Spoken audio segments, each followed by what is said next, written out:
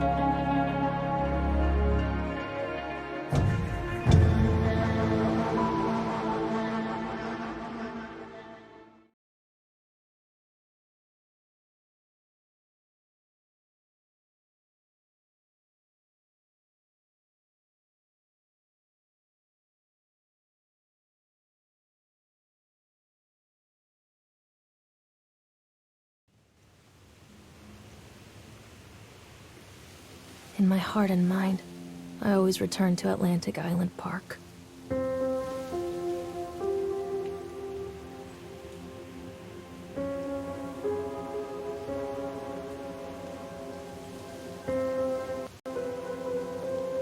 Where's Mr. Bear?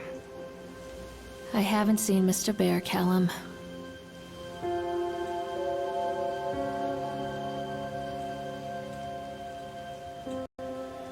Stay in the car. We'll go and ask information.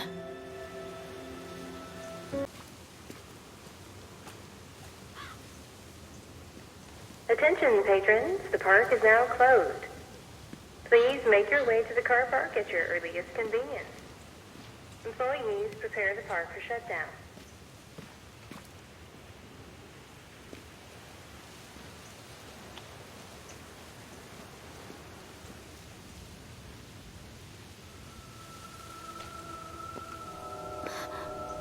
What?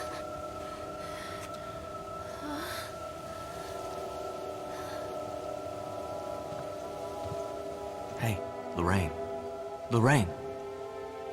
Don't blame yourself, Lorraine.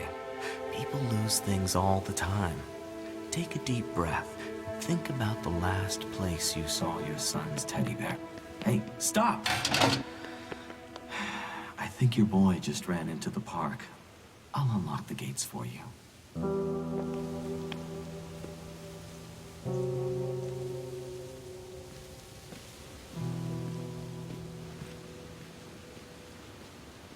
Wait up there for Mommy, Callum. Over here. Callum, I told you to wait in the car. Come on, this way. There's something special about the entrance to an amusement park. A line drawn between the real world and the world of whimsy within. On this side, the apathy of our everyday lives. And on the other, anything we might dare to dream. It's no wonder Callum ran back inside. I wouldn't want to leave either. Attention, employees. The park is now closed. Have a safe journey home.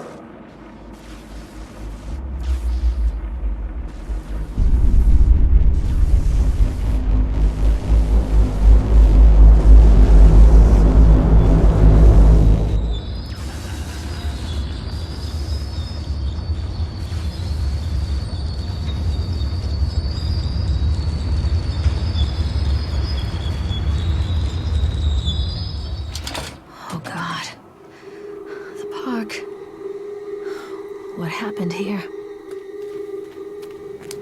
You can't catch me.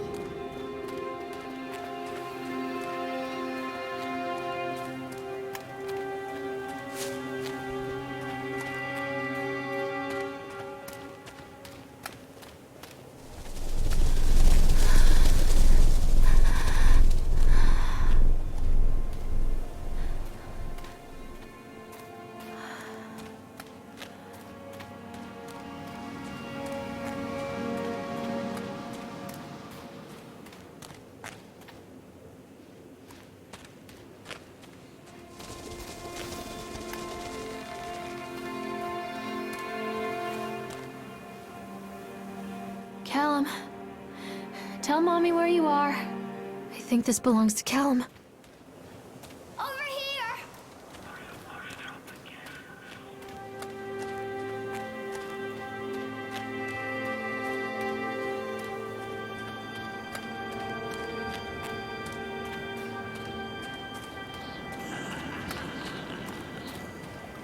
Callum, stay where you are!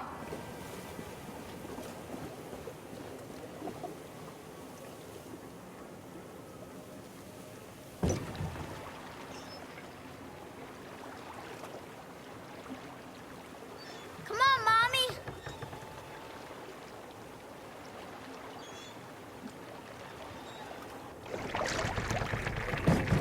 Callum!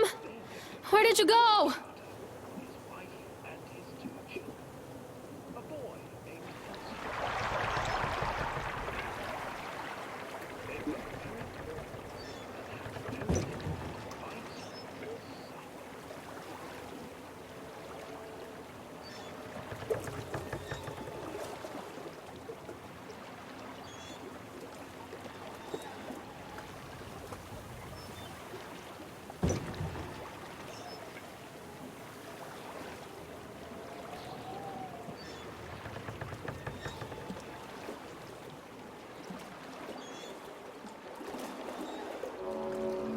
Near a great forest, there lived a poor woodcutter, his wife and his 2 children. A boy named Hansel and a girl named Gretel. They were very poor and had very little to bite or sup.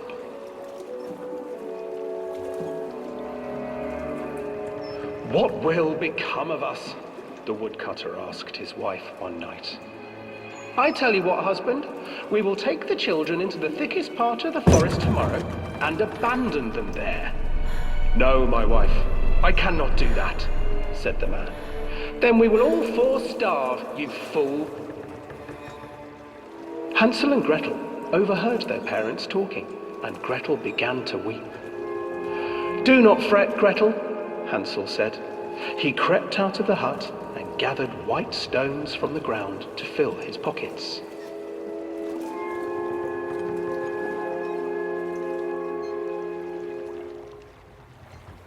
The next morning, the woodcutter leads the children into the forest. Before they leave, their mother gives them a slice of bread and warns them that they will get no more food that day.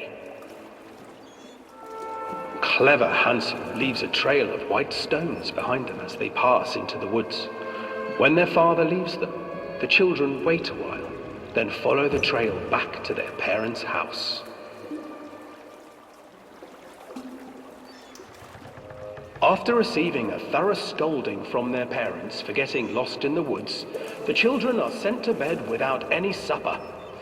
Hansel tried to sneak out and collect more white stones, but found that the door was locked.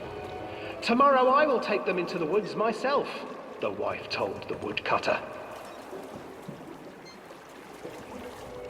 In the morning, their mother gave them a slice of bread and led them deep into the forest once again.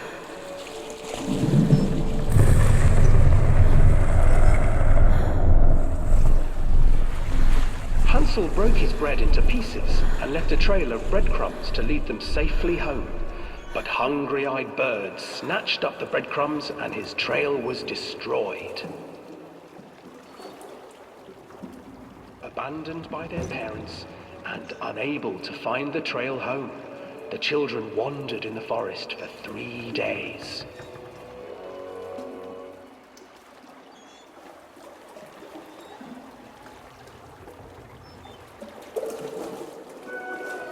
The children stumbled into a clearing with an exceedingly strange house.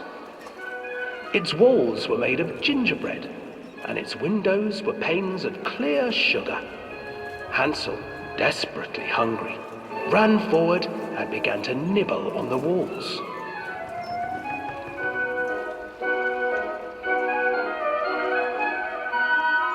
"Nibble, nibble, little mouse. Who's nibbling at my house?" An old woman emerged from the house, sniffing the air and peering around with cloudy eyes. "Oh, you dear children, who brought you here? Just come in and stay with me. No harm will come to you." But Hansel and Gretel stayed back, for the old woman reminded them of their cruel mother. "Come, children, don't be afraid. I have something for you." The old woman offered them 2 enormous lollipops. The children took them and began to eat. "You see, nothing to fear here. Come inside," the old woman urged, and the children, still licking their sweets, followed.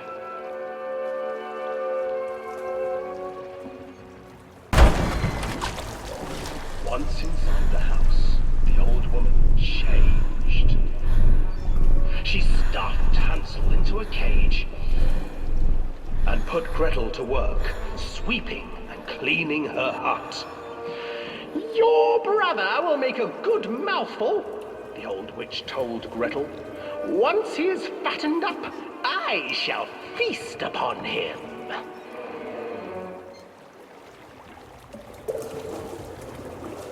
Time passed, and poor Hansel refused to eat, fearing the day that the witch would eat him.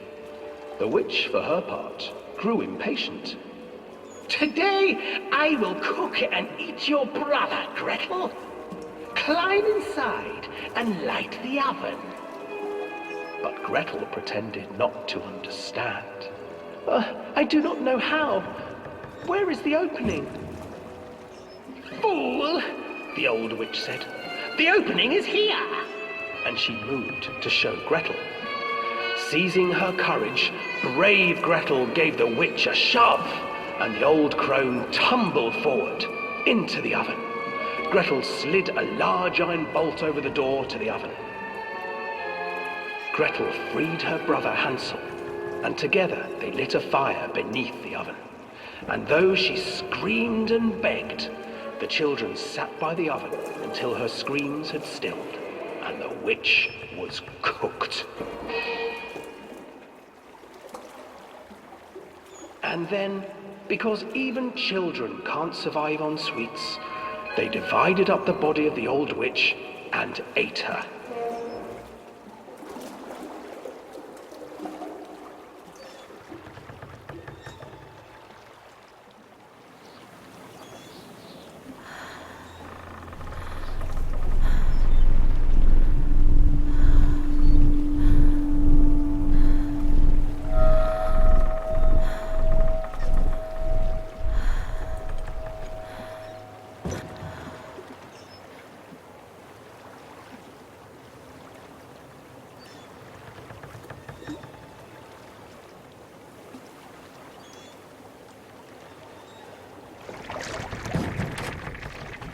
Where did you go? Alan, where did you go?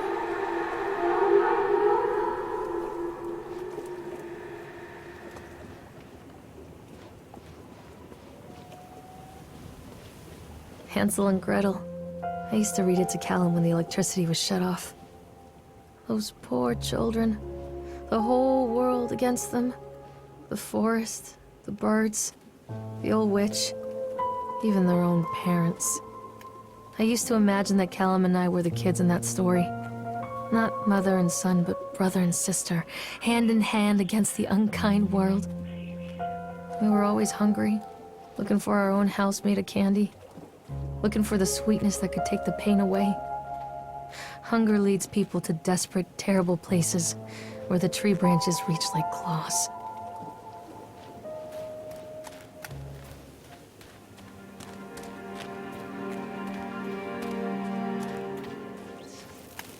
Another accident.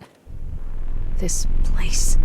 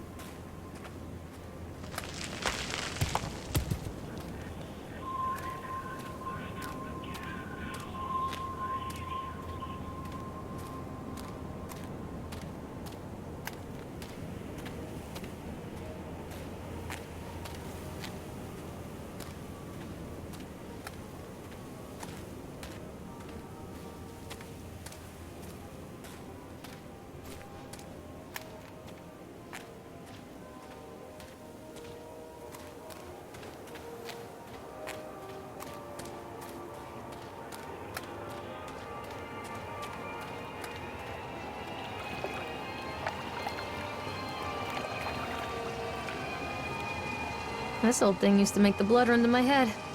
Make me dizzy. The guy just snapped. Those poor kids.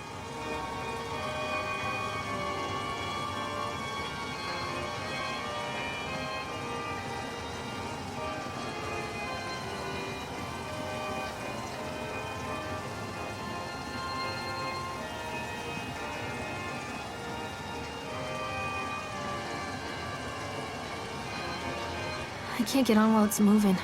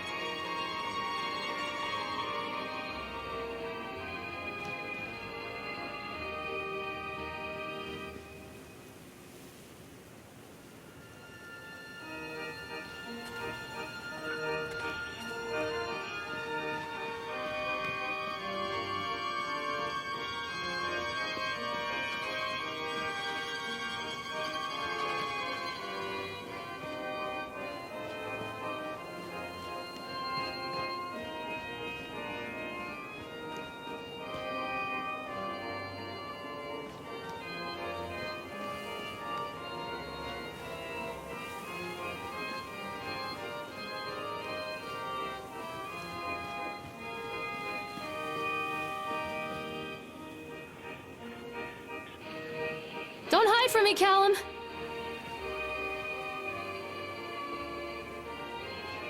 Hello?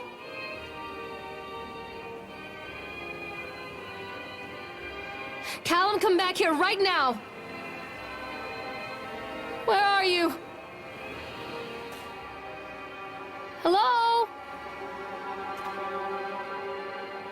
Mommy needs to see you, Callum.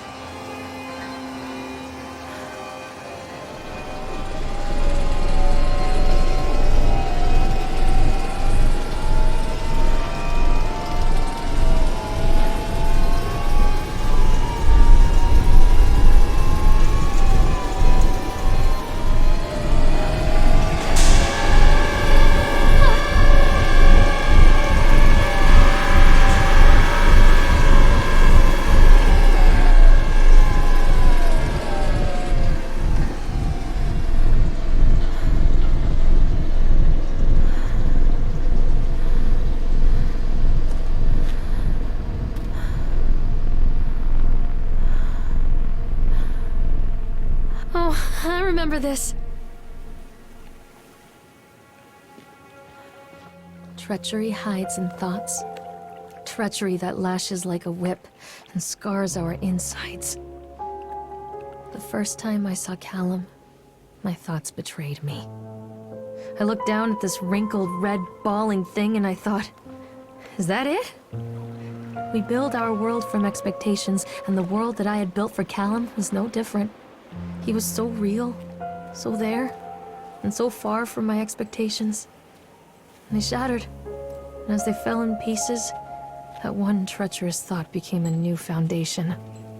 All of the love that we shared, all of the warmth and goodness that followed, built on a single, traitorous thought.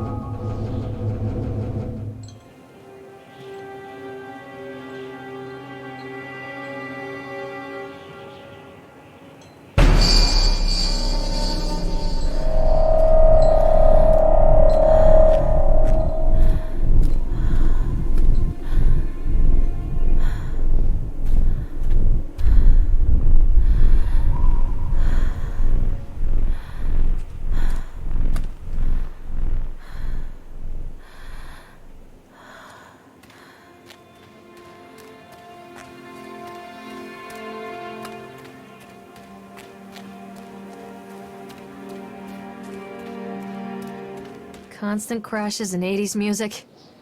I guess it floats someone's boat.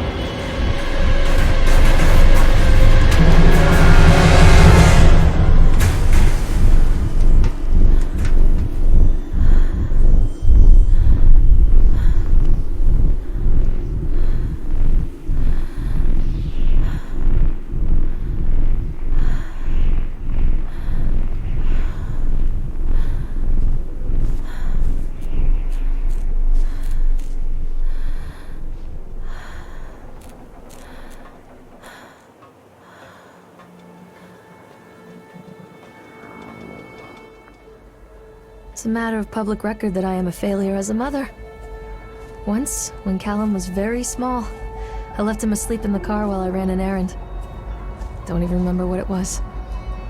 When I came back, the sheriff was standing next to the car, watching my boy through the window. I didn't like what I saw in his eyes. Judgment. He wrote me the ticket without saying a word. Just the scratch of his pen on the notepad. When he gave it to me, our eyes met. I know what you're going through. My daughter, Helen, she just gets some help. Help was a bolt of lightning. Help was 1,000 volts surging through my veins. Help is agony. I'd rather die. I wanted to scream. I'd rather you pulled your gun and shot me. But instead my mouth said, "Yes, Sheriff."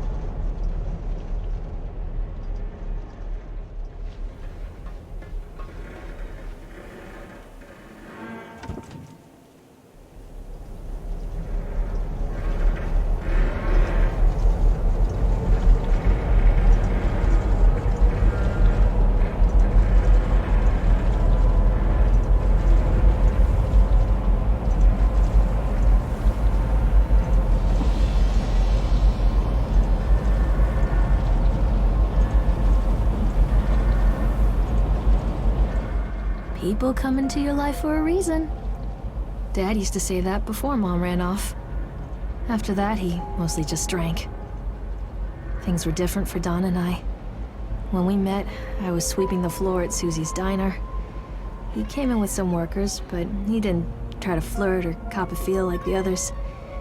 He just ordered a coffee and sat there, watching me. When my shift was over, he offered to walk me home. I don't know how to describe that walk. We talked and laughed and eventually kissed. It felt like love. It felt like a fairy tale. I can't tell you if Callum was made that night or one of the ones that followed, but I think it has to be that night. That one perfect night. Dawn and I moved in together, but then, well, he died. According to the supervisor, his safety harness failed when he was working on the top of the Ferris wheel. Don was there one moment, and then gone. Sometimes people leave your life for no reason. I was 3 months pregnant with Callum. Fairy tale fucking over.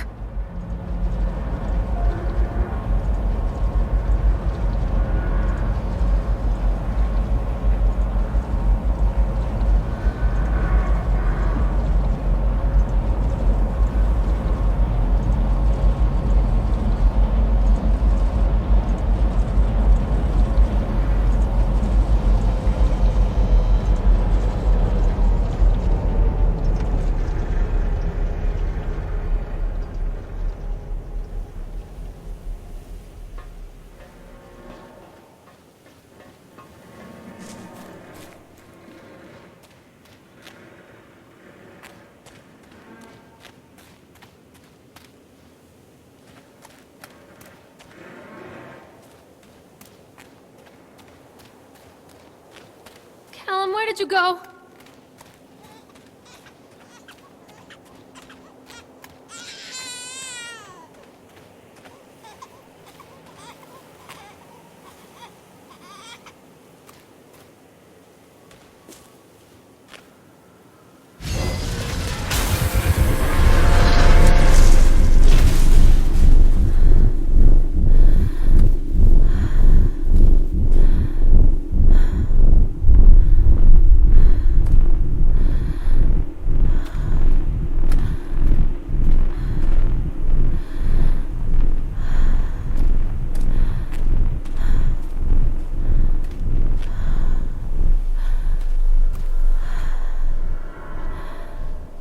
A lot of people idolize their children.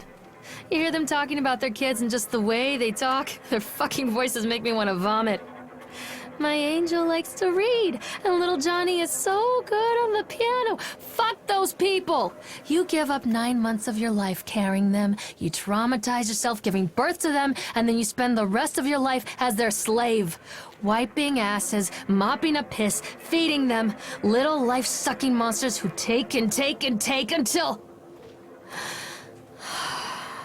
we all go insane.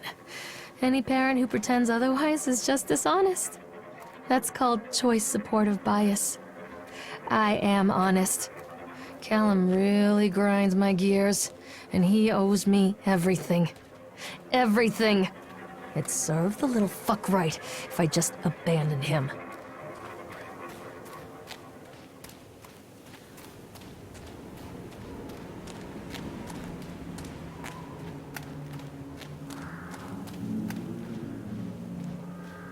I always wanted to ride this one. Never got around to do it before.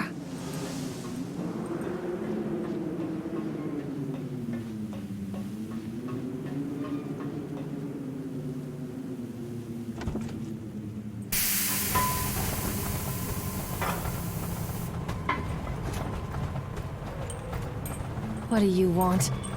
We need to talk about Callum. What do you mean? What have you done to him? That's insulting. You and your boy are everything that this place doesn't want. The antithesis of what we stand for. Where is Callum? The poor child. He tried so hard to do what he was taught. He even left you a trail of breadcrumbs. But the park is just so hungry.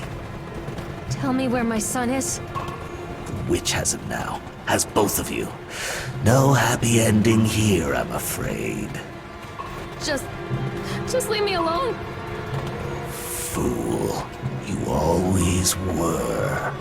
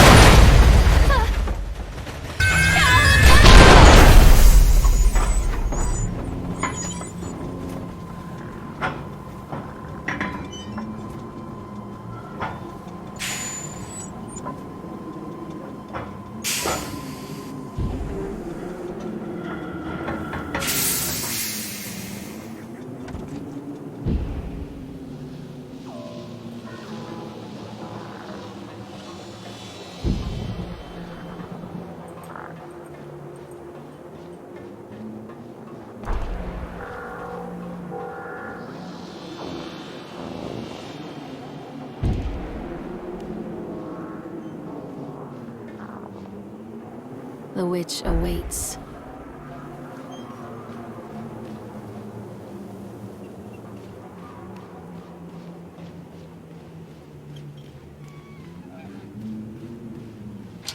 Callum has bruises on his arms, finger marks.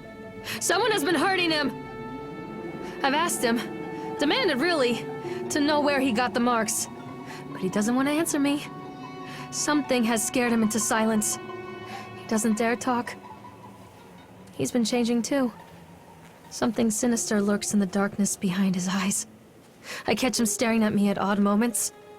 In the night, he tosses and turns and cries out words that I cannot understand. When I try to soothe him, he snaps and bites at my fingers. I think he wants to talk to me. I think he wants to tell me. But they are watching him every minute of every day. They are whispering to him in his sleep, changing him. They are taking my baby away from me. I can save him. And there will be pain. But I love him, and in the end, he will understand why.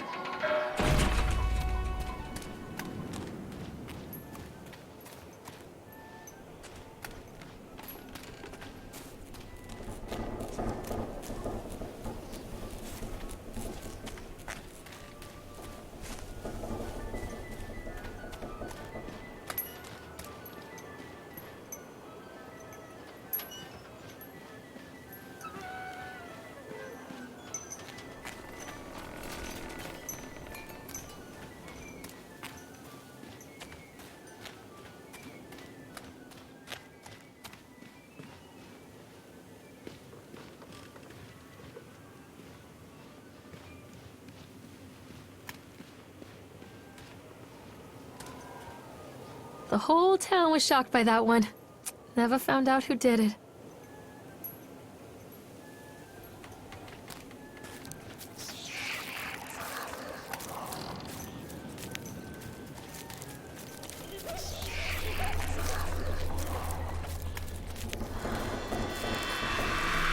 Poor bastard. Who did this to him?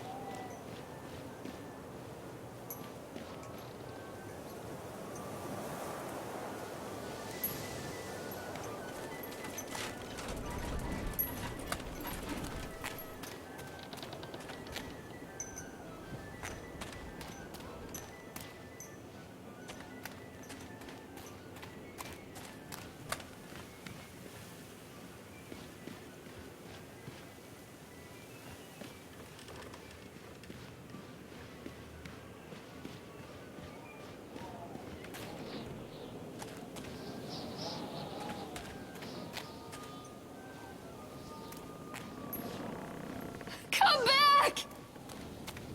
Mommy, I'm scared. Callum? Callum! Keep them away from me.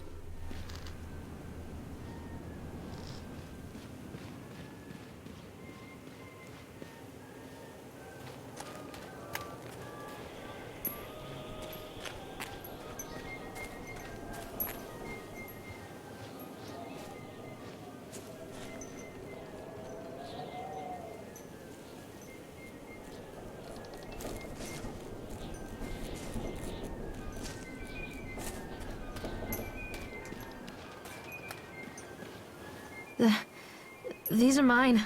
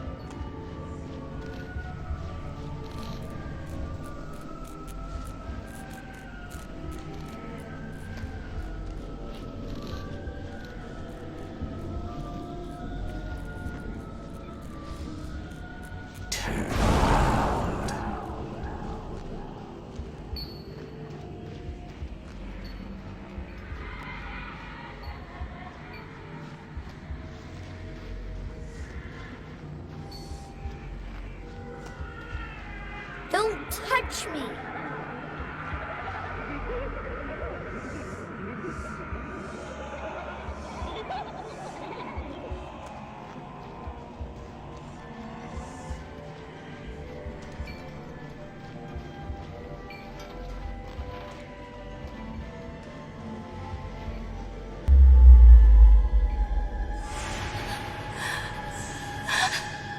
Oh God, no!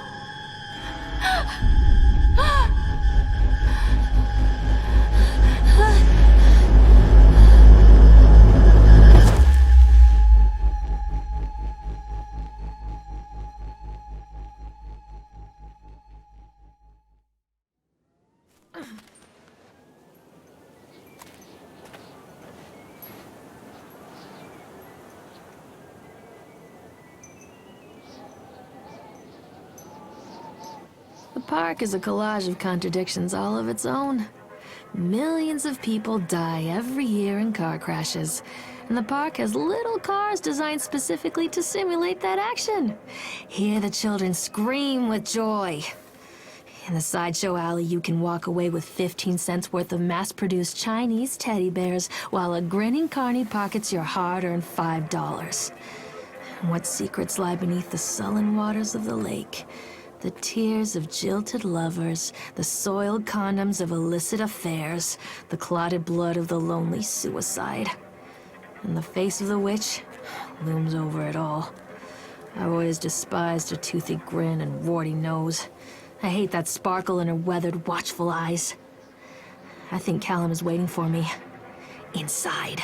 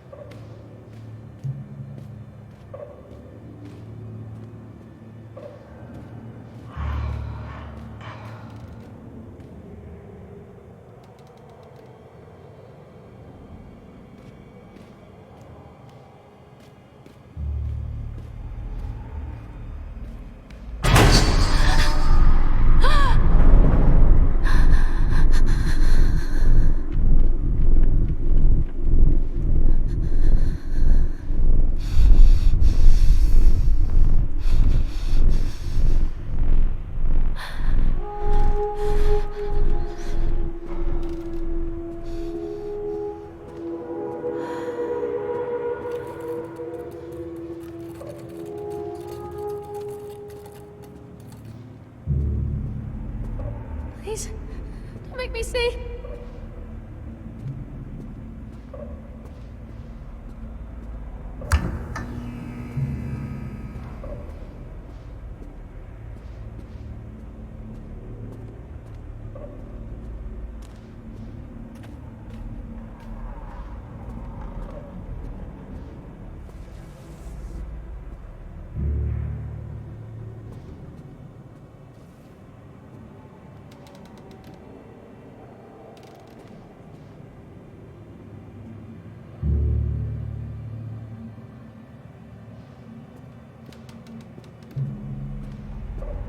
Show yourself!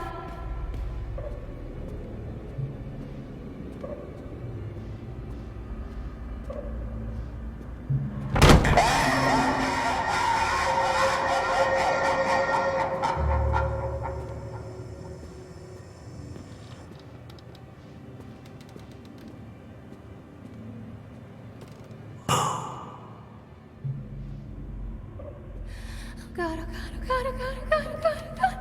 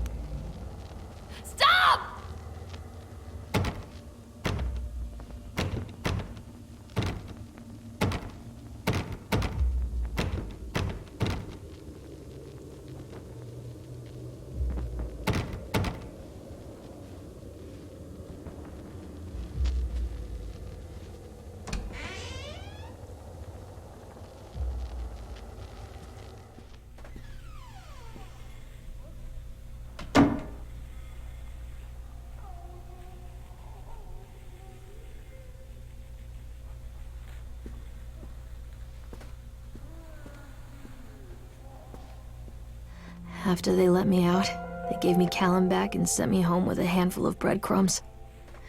Home, bittersweet home. I barely recognized it. Where there had been color and light, there were shadows and regrets. Where there had been warmth, there was a bone-deep coldness that never went away. I tried my hardest to keep the ghosts at bay. Don, watching from the dusty corners while I tried to teach his son to read.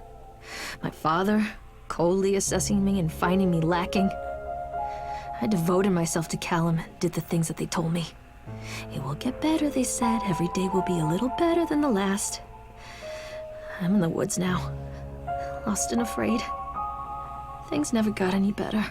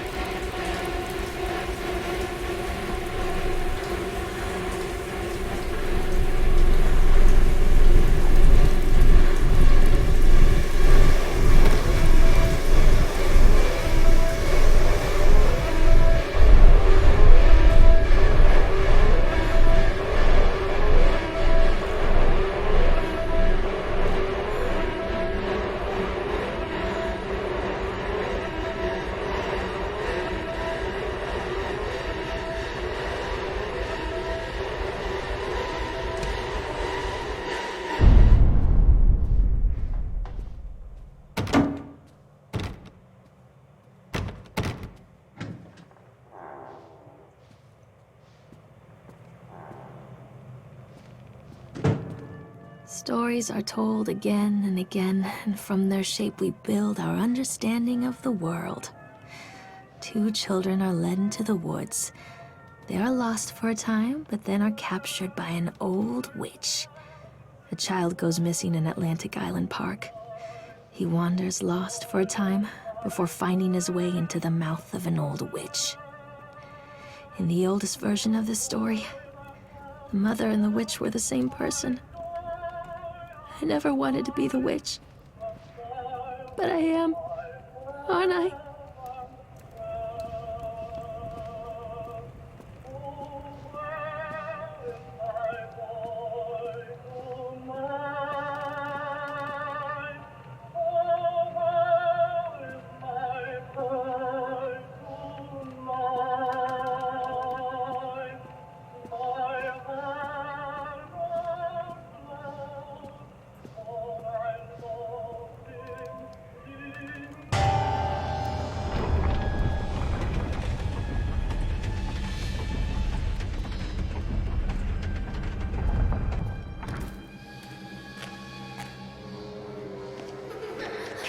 Callum. Callum!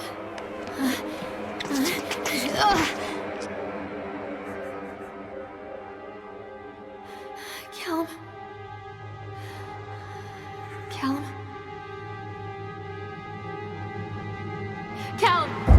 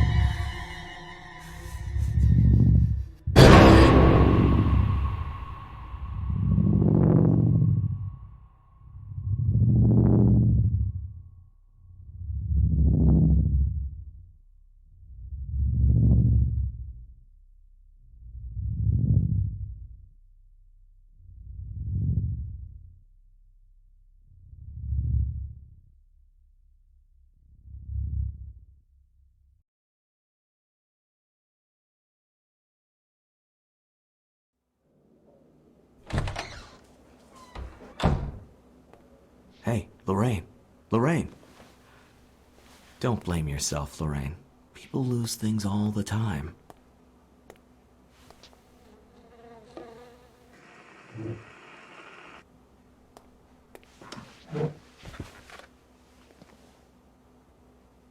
Take a deep breath and think about the last place you saw your son.